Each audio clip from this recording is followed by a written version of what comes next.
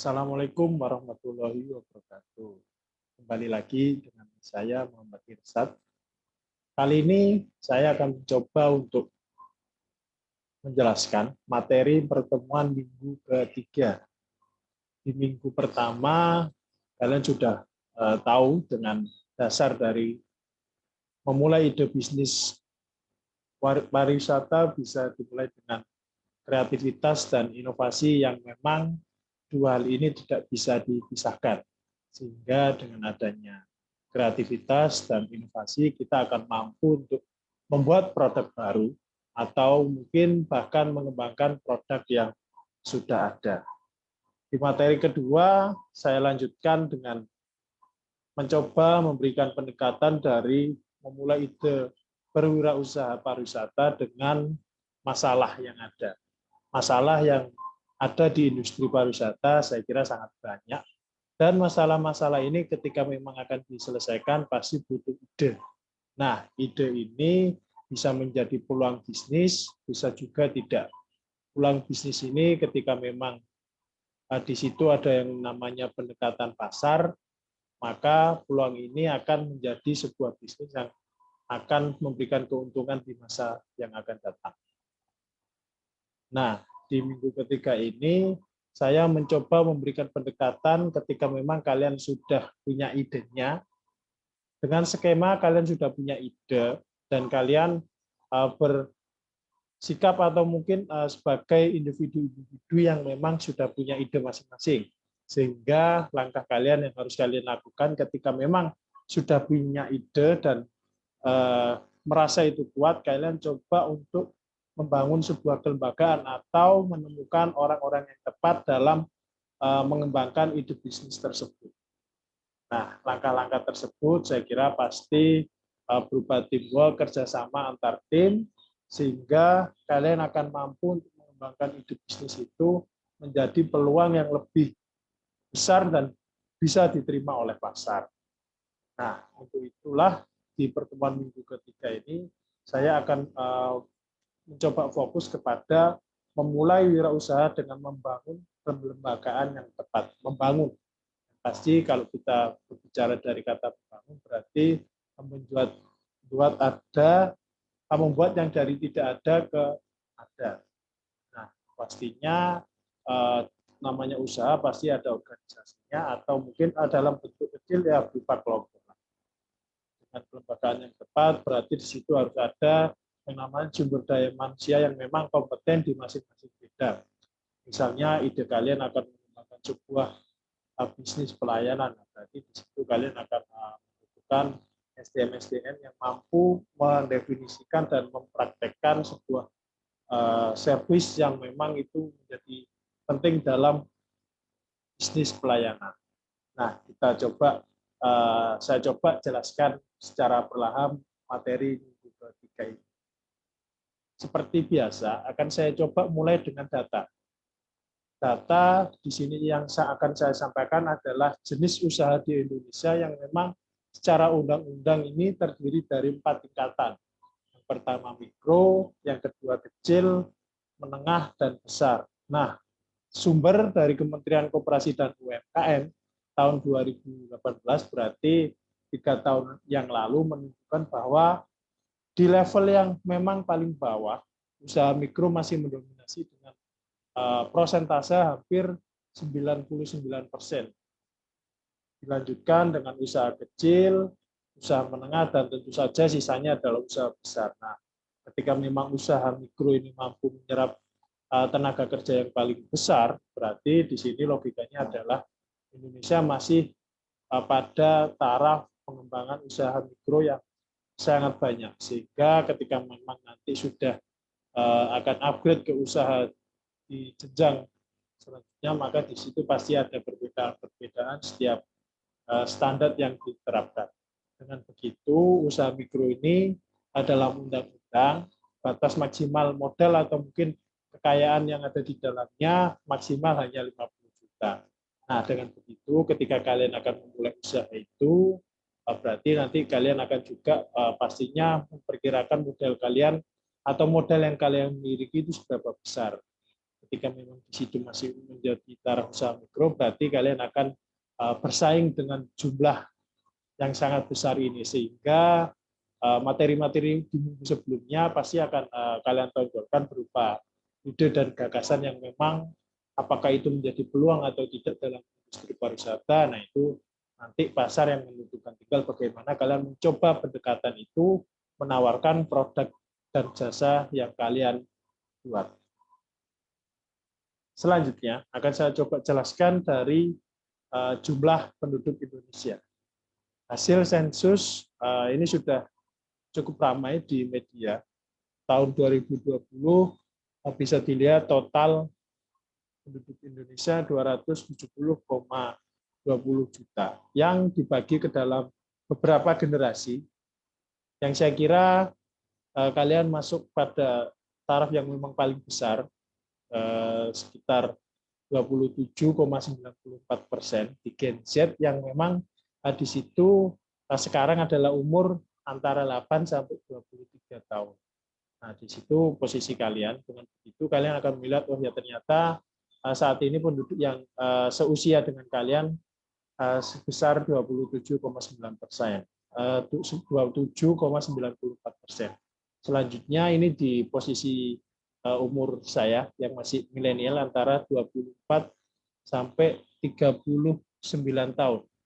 Nah, ini persentase sebesar 25,87, dan selanjutnya 40 sampai 55 tahun 21,88%. Nah, ini menunjukkan bahwasanya umur-umur inilah yang saat ini mendominasi di Indonesia, sehingga bisa disangkut pautkan dengan umur produktif, karena memang di umur-umur ini kita masih bisa giat bekerja, giat belajar, dan tentu saja kaitannya ada dengan produktivitas sebagai individu manusia. Nah, data jumlah proyeksi selanjutnya adalah data jumlah proyeksi penduduk Indonesia 2020, bisa dilihat hampir sama proyeksinya, berarti tidak jauh beda. Terus di tahun 2025 kalau memang polanya sama terus, berarti intinya adalah logikanya ketika semakin besar penduduk, berarti kebutuhannya juga akan semakin banyak. Nah, ini ketika disangkutkan dengan materi kali ini berupa kelembagaan, maka di situ menunjukkan bahwa nantinya sumber daya manusia yang akan bekerja ikut orang atau memang membuat usaha sendiri akan sangat banyak. Itu apakah kalian akan menjadi kerja atau memang orang yang akan mengerjakan orang lain. Dengan begitu, ini menunjukkan bahwasanya peluang dari sumber daya manusia sendiri sangat besar. Dan jika dikaitkan dengan materi di minggu keempat atau materi tentang karakteristik pasar, maka di situ ini menjadi sebuah peluang yang sangat besar ketika kalian menawarkan sebuah produk. Tinggal bagaimana kalian menyesuaikan kebutuhan dari masing-masing individu, masing-masing kelompok individu, dan tentu saja jangkauannya ketika memang semakin luas, berarti kalian harus melakukan studi pasar atau studi survei pasar yang memang itu di produk kalian layak untuk disasar ke segmentasi yang mana. Selanjutnya, karena memang sekarang masa-masa di mana pemanfaatan teknologi sangat besar, bisa ditunjukkan bahwa melalui data ini, jumlah pengguna internet Indonesia tahun 2019. Bisa dilihat tahun 2019 menunjukkan 196.714.070,3. Nah, ini menunjukkan bahwasanya pengguna internet sangatlah besar ketika memang dikaitkan dengan jumlah penduduk yang sekitar di tahun 2020 ada 270. Dengan begitu, saya kira sudah lebih dari 70%. Sehingga dengan begitu pemanfaatan teknologi ini sangat tinggi. Bagaimana setiap paling gampang untuk mendeteksinya adalah secara kasat mata adalah setiap orang pasti akan memegang sebuah gadget. Gadget itu pasti terkoneksi dengan internet. Nah, apakah pemanfaatnya bagaimana? Saya kira di situ nanti yang akan menjadi konsen dari pendekatan pasar. Nah, pemanfaatan gadget, pemanfaatan teknologi ini untuk apa? Berarti di situ bisa tarik kesimpulan bahwa ketika memang kalian menggunakan pendekatan teknologi dalam bisnis kalian, berarti ini menjadi peluang bahwasanya terkoneksi di internet, terkoneksi di pasar, dan tentu saja kaitannya juga dengan pasti menyiapkan kelembagaan yang tepat. Nah, ini bisa dilihat. Saat ini posisi kalian ada di tanda silang. Saya mencoba untuk pendekatan sebelum riset pasar, karena memang ini kaitannya adalah dengan kelembagaan, dan isi dari lembaga itu adalah menemukan tim atau ya tim yang kompeten untuk mengembangkan ide atau jenis bisnis yang sudah ada atau mungkin sudah kalian pikirkan dengan matang. Dengan begitu, saya kira ketika dipikirkan oleh orang, diperkuat oleh ide orang lain, maka di situ saya kira bisnis akan menjadi kebutuhan oleh orang banyak. Dengan begitu, kaitannya dengan kelembagaan, ya berarti terkait juga dengan SDM yang kompeten dalam mengembangkan ide bisnis tersebut. Di nomor 7 bisa kalian ini hampir sama pembahasannya, tapi ini skema ketika kalian memang belum menemukan tim, bagaimana kalian sebelum masuk ke riset pasar sudah membagi tim atau mungkin membagi job desk masing-masing di dalam tim tersebut. Dengan begitu, ketika memang bisnis ini dilakukan oleh beberapa orang yang kompeten, maka di situ ide yang kalian akan jalankan akan lebih maksimal. Setelah itu pasti langkahnya adalah bisa dilihat dari nomor 3, 4, 5 hingga nomor 10. Dengan begitu, tahapan-tahapan inilah yang nantinya akan kalian lewati ketika akan membangun sebuah ide untuk menjadi sebuah bisnis yang konkret. Nah, ini coba saya berikan pernyataan-pernyataan yang memang ini menjadi hasil dari penelitian seseorang, bahwa di situ menunjukkan bahwasanya jika yang pertama, maka Anda mungkin memang wirausahawan, dan mitra yang perlu ditemukan adalah mereka yang kekuatannya adalah dalam eksekusi, coding, desain, penjualan, pemasaran, dan operasional. Nah, ini menunjukkan ketika kalian sudah punya ide, menjadi orang yang pertama, maka di situ kalian harus menemukan tim yang solid dan tim yang cocok, kompeten di dalam eksekusi. Misalnya dalam hal pemasaran atau kaitannya juga dengan pastinya dengan produksi, atau mungkin kalau dikaitkan dengan teknologi berarti di situ harus butuh orang yang bisa coding.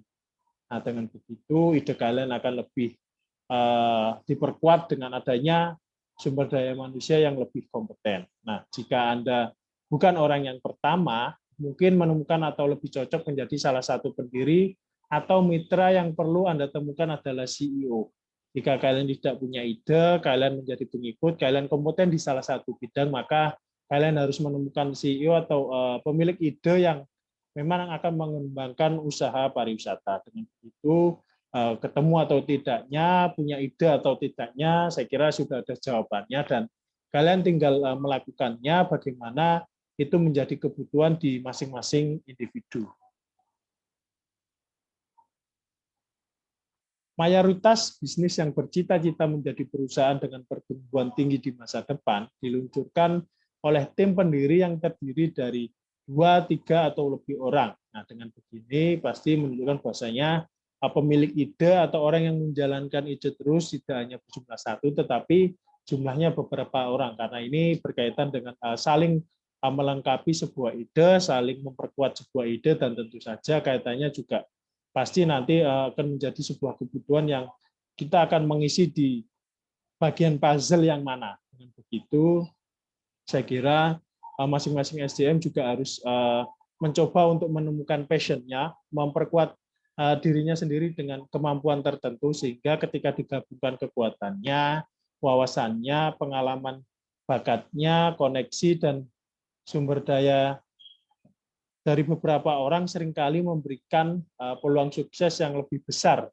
Lebih besar berarti pendekatannya adalah ketika memang dilakukan oleh orang yang punya kompetensi di bidang tertentu, tidak hanya satu orang, saling melengkapi, maka di situ peluangnya akan lebih besar bagi bisnis baru daripada membiarkannya sepenuhnya berada di pundak individu yang berbakat. Nah, ini kaitannya adalah teamwork, kalian harus punya teman, kalian harus punya tim yang kompeten, dan tentu saja bentuk kelembagaannya bagaimana akan dipikirkan setelah itu. Dengan begitu, kemampuan ini akan saling mengisi dan pasti ketika diumpamakan sebuah puzzle, berarti di situ kita akan menyusun sebuah gambar yang terdiri dari beberapa puzzle. Nah, puzzle ini kita umpamakan sebagai orang, maka di situ ketika orang ketemu orang yang pas, klop, maka gambar di puzzle itu akan jadi.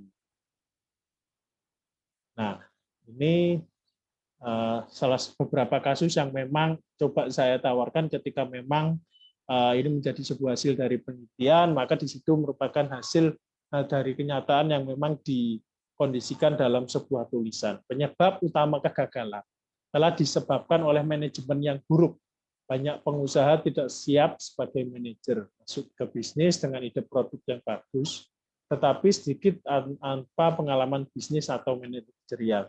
Nah, dengan begini kita tahu kekurangannya, apa yang memang menjadi sebab dari yang namanya kegagalan. Dengan begitu, kita mampu untuk mencari tim yang memang punya bidang atau kompetensi di situ. Berarti kebutuhannya adalah terkait dengan manajerial, manajemen yang bagus, bagaimana mengatur sebuah bisnis itu dengan ketepatan waktu yang tepat, dan bagaimana usaha yang akan dilakukannya.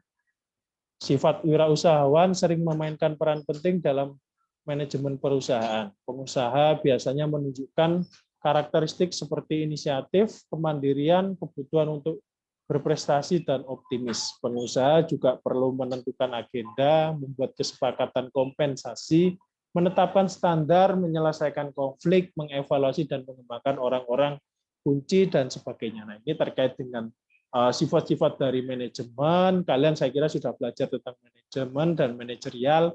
Di level manajemen apa saja yang dilakukan ketika memang bisnis itu, ide bisnis itu akan dimulai, berarti kalian juga harus menyisipkan terkait dengan manajemen yang kaitannya dengan efektif dan efisien dalam mencapai tujuan organisasi. Kalian harus menentukan visi organisasi itu apa dan misinya bagaimana untuk mencapai itu, tentu saja ditambahkan dengan strategi-strategi atau tindakan yang harus dilakukan oleh orang tersebut.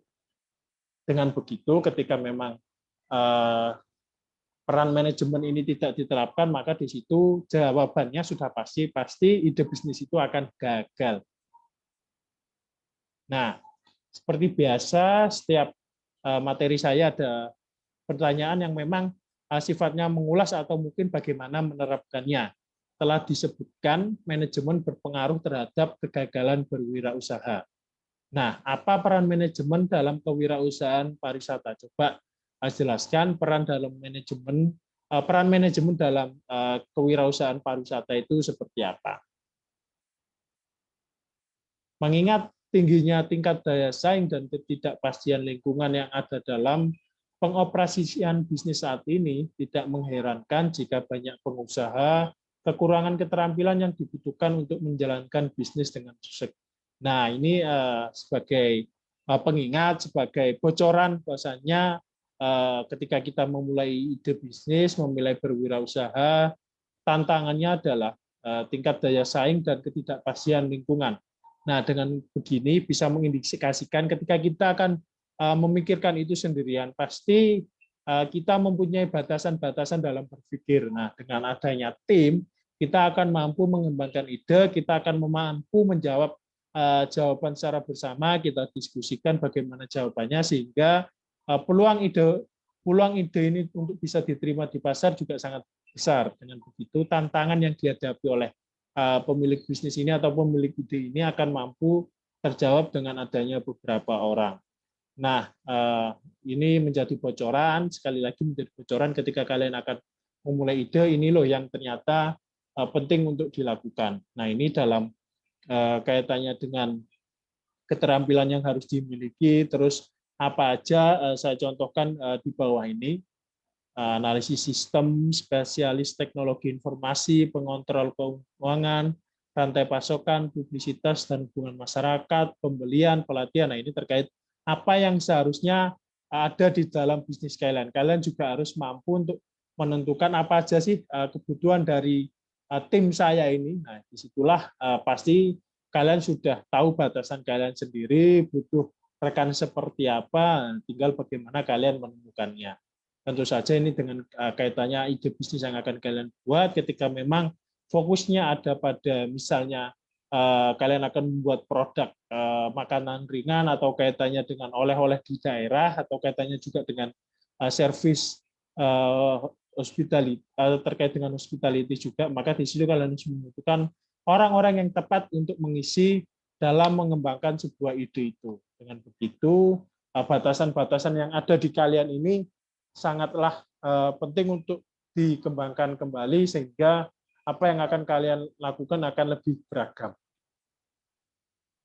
Ini saya berikan contoh, memberikan contoh di sektor pariwisata kaitannya dengan kebutuhan apa yang ada, kompetensi apa yang mengisi di dalam sebuah ide bisnis. Di dunia mode, ahli perancang versus ahli pemasaran dan manufaktur. Nah, ini versusnya adalah kenapa kaitannya adalah dengan perancang, berarti dia lebih main di ide dan lebih main ke kreativitas dan inovasi. Nah, untuk ahli pemasaran dan manufaktur, maka di situ dia juga harus mampu berkomunikasi yang lebih, bagaimana efektif dan efisien ini diterapkan dalam hal produksi sebuah pakaian, karena ini kaitannya dengan mode. Berarti di situ pasti ada orang yang mendesain, di situ harus ada orang yang memproduksi, dan tentu saja memasarkan produk tersebut ketika memang itu tujuan dari organisasi bisnis. Dengan begitu pasti adalah meningkatkan peluang untuk produk tersebut dibeli. Nah, selanjutnya bisnis makanan, koki orang yang memproduksi makanan tersebut versus ahli rasa, ahli pemrosesan dan pengemasan. Nah, ini kaitannya adalah dengan tadi fungsi masing-masing orang, setiap individu di dalam sebuah organisasi bisnis ini juga pastinya sangat berbeda. Kalian jika disangkut pautkan dengan materi sumber daya praktik sumber daya manusia pariwisata, maka di situ ada job desk, analisis job desk. Nah, dengan begitu kalian akan mampu menemukan kebutuhan ide dan SDM yang tepat atau kompeten dalam mengisi kekosongan tersebut. Pariwisata atau perhotelan, di situ ada back office dan head office yang memang kaitannya dengan bagaimana orang yang bisa memberikan servis tinggi dan orang yang bekerja di belakang layar yang kaitannya adalah dengan menangani logistik, manajemen fasilitas, dan detail tidak menarik lainnya. Nah, ini beberapa versus ini merupakan bentuk penggambaran bahwasanya ketika kita memulai usaha, berarti di situ membutuhkan orang-orang kompeten yang berbeda di bidangnya. Lanjut lagi ke pertanyaan kedua, dalam ide bisnis atau wirausaha yang akan kalian lakukan, kebutuhan keterampilan atau kompetensi apa saja yang kalian butuhkan untuk keberhasilan usaha. Nah, ini sangkut pautnya dengan ide kalian. Ketika idenya sudah fix, kira-kira kalian butuh tim yang kompeten di bidang apa. Silahkan dituliskan nanti melalui Mas UI. Ini ketika kalian sudah menemukan tim yang tepat, ini beberapa contoh obrolan atau bahan-bahan diskusi ketika kalian akan membicarakan sebuah ide, mengembangkan sebuah ide itu. Yang pertama pasti kaitannya adalah bisnis semacam apa yang akan kita luncurkan. Nah, ini terkait memperkuat ide, bagaimana bisnis ini akan kita luncurkan, dan kaitannya adalah dengan launching, bagaimana penghasilan laba kita. Nah, ini kalian juga pasti harus memikirkan, nah, tingkatan dalam peroleh keuntungan ini bagaimana. Ini kaitannya dengan bisnis juga, pasti kita juga tidak acuh terhadap hal ini karena memang kaitannya dengan usaha bisnis, berarti di situ kita harus memikirkan juga penghasilan laba kita yang akan kita berikan target itu berapa. Harapan pertumbuhan seperti apa yang kita memiliki, pasti saya kira bisnis ini tidak akan stagnan, kalian harus mencoba untuk mengembangkannya lebih jauh lagi, lebih tinggi lagi, dan tentunya ketika kaitannya dengan pertumbuhan, berarti di situ kalian harus menemukan formula yang setiap akan melakukan pertumbuhan ini apa yang harus dilakukan. Dengan begitu kalian harus bisa untuk menemukan itu, dan tentu saja lompatan sejauh mana yang harus kalian bisa capai dalam waktu sekian. Nah, itu menjadi bahasan-bahasan yang lumrah ketika kita akan memulai sebuah bisnis. Peran apa yang akan kita mainkan setiap anggota tim pendiri dalam membangun bisnis. Nah, ini analisis job desk tadi, apa yang kita harus mulai dengan kompetensi masing-masing sehingga kita tidak akan mencoba untuk mengambil alih apa yang dilakukan oleh orang lain. Dengan begitu, apa yang kita lakukan ini juga kaitannya adalah dengan pembagian kerja tadi. Berapa lama waktu yang diharapkan setiap anggota tim untuk berkontribusi. Nah, kaitannya adalah dengan tim, maka di situ harus ada yang namanya jangka waktu berapa lama untuk berkontribusi. Ini kaitannya adalah dengan masa pengabdian, masa kita untuk bekerja di situ, apakah memang kita memulai dari awal dengan tim yang sama atau dengan tim yang berbeda. Bagaimana keputusan yang mempengaruhi bisnis dibuat.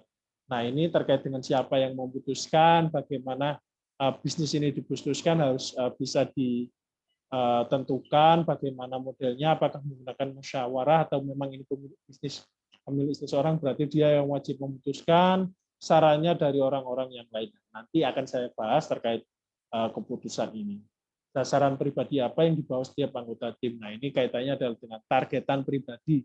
Apakah dia ingin maksimal dalam usaha ini atau memang karena terlalu stagnan dia akan pergi kalau memang kondisinya seperti ini. Nah, ini menjadi batasan atau memang menjadi kesepakatan bersama bahwa ketika memang bisnis ini sudah berkembang, ketika memang dia ingin keluar dari bisnis itu atau mencoba untuk memulai bisnis lain sendiri. Nah, itu ini menjadi batasan yang harus diatur juga ketika kita akan memulai menjalankan sebuah ide bisnis. Perusahaan besar memiliki preferensi untuk jenis karyawan tertentu.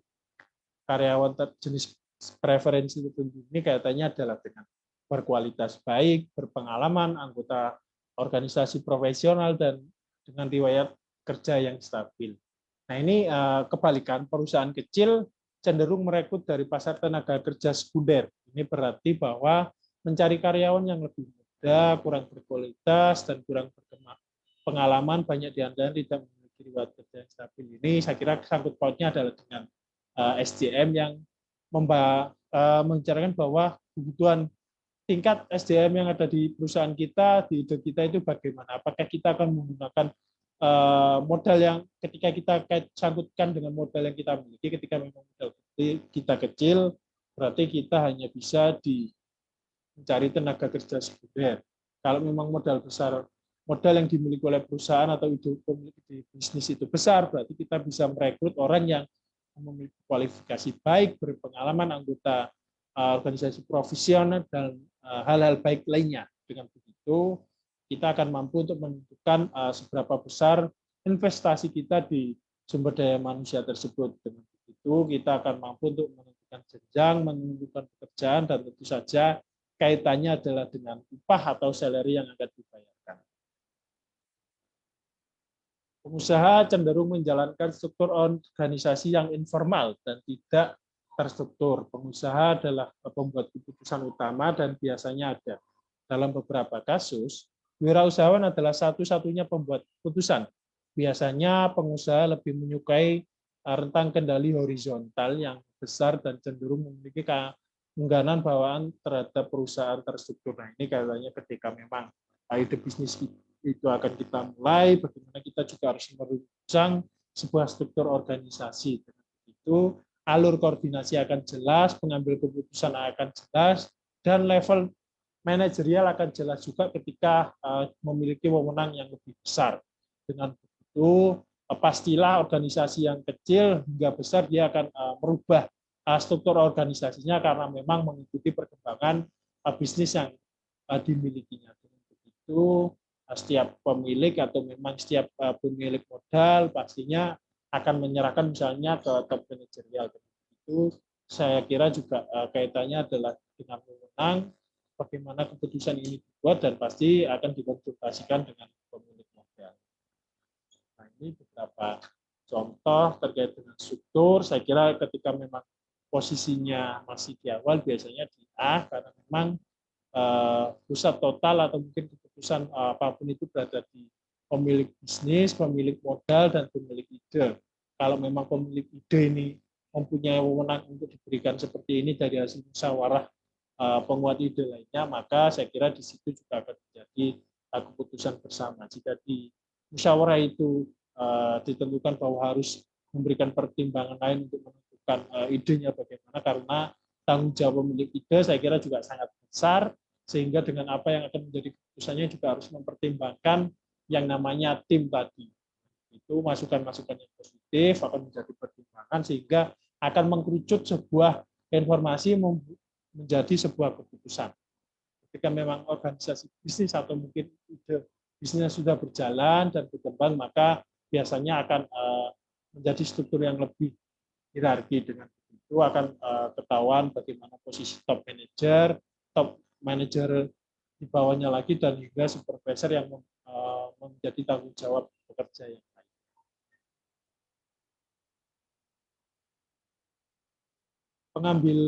Pengambilan keputusan pada umumnya ditentukan oleh jenis keputusan yang akan dibuat, yaitu dari yang sederhana sampai yang kompleks, dan waktu yang tersedia, yaitu tingkat urgensi dari keputusan tersebut. Ada dua jalur pengambilan keputusan yang luas bagi para wirausahawan. Pertama, ada keputusan yang dibuat berdasarkan kontinum dengan perencanaan yang sangat terstruktur di suatu sisi dan pengambilan keputusan informal yang tidak terencana di sisi lain. Kedua, keputusan ekstrim tercermin dalam pendekatan yang serampangan dan tidak terkoordinir, cenderung reaktif, dan tingkat resikonya rendah. Nah, ini kaitannya adalah dengan apa yang akan dilakukan di dalam ide bisnis tersebut. Yang pertama, tentu saja dengan perencanaan yang sangat rigid, yang sangat terstruktur, sehingga bisa dikaitkan dengan ketika kita akan mencoba meluncurkan produk tersebut ke pasar, kita harus mempunyai data terkait pasar tersebut. Nah, dengan begitu mencerminkan bahwasanya perencanaan yang terstruktur. Dengan begitu data yang ada akan diolah terlebih dahulu, kemudian apakah sesuai tidak dengan ide bisnis yang akan kita jual ke pasar, atau memang data ini bertolak belakang, maka di situ kita harus melalui proses yang namanya memikirkan kembali ide bisnis itu. Dengan begitu, apa yang akan kita lakukan juga pastinya kaitannya adalah dengan perencanaan yang struktur. Ini kaitannya juga dengan hal yang lain, misalnya terkait dengan produksi. Kita butuh bahan baku apa aja dalam bisnis itu. Nah, kita harus menemukannya juga, survei kebutuhan bahan pokok untuk produksi, berapa harganya, kita bisa didapatkan di mana, dan alur pendistribusiannya bagaimana. Ini menjadi bahan-bahan yang memang untuk keputusan bersama, sehingga di situ harus disiapkan data-data yang kaitannya dengan ide bisnis kita. Kedua, dicontohkan ini sangat ekstrim, sangat tercermin ketika memang ini terkait intuisi biasanya, karena memang orang membuat keputusan kadang tidak berlandaskan data, tidak berlandaskan apapun, tapi terkait dengan intuisi. Kadang bisa intuisi tersebut benar, dan tentu saja lebih dekat ke tidak, karena memang ini kaitannya dengan pemikiran nalar, atau mungkin orang yang sudah terbiasa berwirausaha mempunyai intuisi yang sangat besar. Nah, begitu kaitannya adalah masing-masing harus sesuai dengan kebutuhannya. Ketika memang sifatnya itu mendadak atau harus diputuskan sendiri, maka ini kembali lagi ke pemilik modal tadi, apakah bisnis itu akan dijalankan atau tidak. Nah, itu tergantung apa yang akan disampaikan oleh pekerja di level bawahnya. Nah, ini terkait dengan keputusan ada 4 hal keputusan yang bisa saya jelaskan. Keputusan laissez-faire, ada beberapa pekerjaan sederhana dan mudah di lingkungan manapun yang membutuhkan sedikit keterampilan dan pengawasan. Pekerjaan ini adalah bidang pengambilan keputusan yang sangat rutin, tidak mendesak, dan beresiko rendah. Ini kaitannya dengan, ya bisa dibilang pekerjaan yang memang kaitannya di level rendah, membutuhkan keputusan kita sendiri. Contohnya bisa jadi terkait dengan ketika saya contohkan di hotel, orang yang bagian membersihkan kamar, ternyata barang-barang yang ada di dalamnya ada yang hilang. Ini sudah menjadi job desk dan ketentuan bahwasanya ketika ada barang tertentu yang bukan menjadi pemilik pengunjung untuk datang itu ternyata hilang, diambil oleh orang yang menginap di hotel itu, berarti dia harus mengambil keputusan untuk menghubungi resepsionis. Dengan begitu, saya kira ini terkait keputusan yang sudah bisa dibilang iya atau tidak, dan bisa diputuskan sendiri. Ketika memang barangnya sudah ketahuan hilang, dia akan menghubungi resepsionis, dan pengunjungnya akan diperiksa atau ditanyakan bahwasanya barang itu tidak menjadi salah satu jenis barang yang bisa dibawa ataukah mau mengganti atau mengembalikannya. Itu di level yang memang paling rendah. Kedua, keputusan bersama. Keputusan rutin dengan fokus operasional yang kuat. Keputusan ini memiliki tingkat urgensi dan kompleksitas dan risiko yang rendah. Ini kaitannya biasanya dengan tim pemasaran. Biasanya ketika memang dia butuh untuk memutuskan sendiri apakah bisa atau tidak. Biasanya supervisor atau di level atasnya sudah memberikan batasan harga yang harus kalian dapatkan itu di kisaran segini. Apakah kalau memang itu kaitannya dengan harus menjadi keputusan bersama, biasanya tim pemasaran ini akan mencoba untuk izin ke supervisor tersebut apakah bisa atau tidak dengan harga segini. Ini urgensinya juga saya kira terkait penjualan juga sangat banyak dan pasti hubungannya dengan itu. Keputusan konsultatif, keputusan penting yang berpotensi berdampak pada prospek bisnis di masa depan. Tingkat risiko dari keputusan non rutin ini tinggi dan karena bersifat strategis, keputusan tersebut lebih kompleks dan hasilnya agak tidak pasti. Ini terkait dengan bisa saya berikan contoh ketika kita melakukan survei pasar. Nah, biasanya survei pasar ini kaitannya adalah dengan kita menyasar di segmen yang mana dan tentu saja kita menggunakan media pemasaran seperti apa. Nah, usaha-usaha yang dilakukan di pemasaran saya kira kaitannya adalah dengan memberikan alternatif terdekat untuk meningkatkan motivasi konsumen membeli produk kita. Nah, dengan begitu kaitannya dengan keputusan ini juga sangat konsultatif, harus dibicarakan, tidak bisa diputuskan sendiri. Keputusan wirausahawan biasanya sangat dipersonalisasi, ini juga menjadi otoritas. Nah, ini kaitannya adalah dengan pemilik modal, pemilik ide atau kaitannya dengan lainnya. Yang pasti keputusan ini menjadi hak prerogatif dari pemilik usaha tersebut.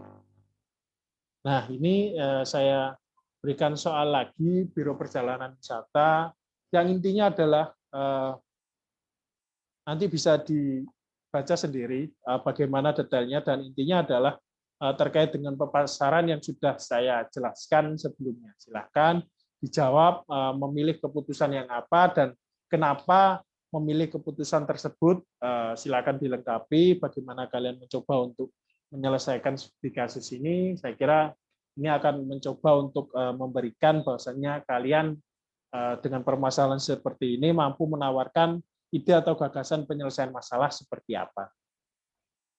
Keuntungan utama yang dimiliki usaha kecil secara operasional adalah dapat merespon jauh lebih cepat daripada perusahaan besar dan mereka dapat menyesuaikan produk dan layanan mereka dengan biaya lebih rendah daripada yang lebih besar. Nah, ini kaitannya dengan lebih besar atau lebih kecil. Ketika memang usaha itu dimulai dari hal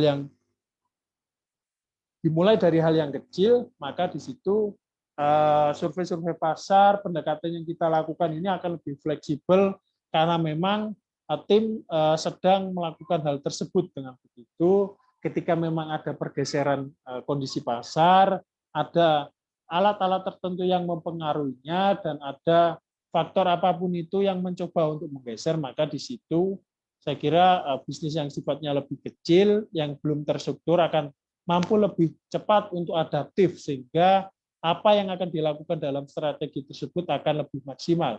Dengan begitu, jika dilawankan dengan perusahaan yang besar, dengan struktur yang tinggi, dengan harus tingkat koordinasi yang banyak, dan lain-lain, saya kira lebih cepat usaha kecil untuk menyesuaikan dan lebih adaptif. Tapi ada beberapa sisi yang memang kalah, misalnya dalam hal modal. Ketika memang pendekatan itu butuh modal yang sangat besar, maka di situ akan membutuhkan hal yang namanya perusahaan besar. Nah, dengan begitu, apakah keuntungan ini bisa dimaksimalkan oleh perusahaan besar atau kecil? Nah, di situ tinggal bagaimana peran kita menyesuaikan dengan kondisi kita saat ini.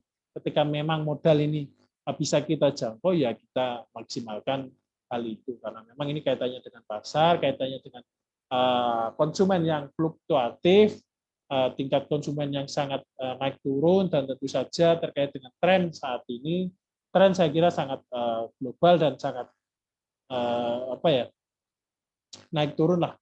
Yang namanya pasar akan setiap hari berubah, setiap beberapa tiap waktu juga pasti akan memiliki tren sendiri.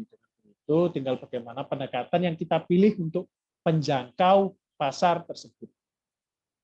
Mungkin itu saja yang bisa saya sampaikan. Silahkan setelah ini kalau memang ada pertanyaan atau hal yang perlu didiskusikan dari ide bisnis kalian dan apa yang akan kalian lakukan setelahnya bisa ditanyakan. Sekian dari saya. Wassalamualaikum warahmatullahi wabarakatuh.